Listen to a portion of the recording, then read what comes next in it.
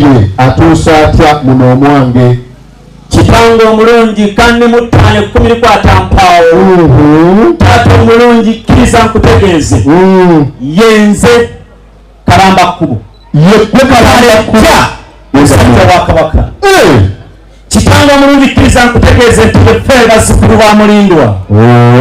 Kitange omulungi amazima gali nti sijja kudda mu kumala biseera ng'omwava agula enkejje agamba mu ngata eri mu maaso. Omubuuza egenda kuuma waka. Kitange omulungi sijja kudda mu lwayiwe lw'omukazi omukadde lwayambala ku lulimi tanyankwatidde ku mpaanyi yange. Kalamba Kkubo genda mu maaso. Kitange omulungi ekanjogera amazima agakaawa. Tuli kimenyedde. Muri kimenyedde. Taata omulungi embanga mutuuse ekimenyedde. Ekyo kitegeeza Kizito w'Emmamba muli naye. Eguli era alula nga bakubira engalo.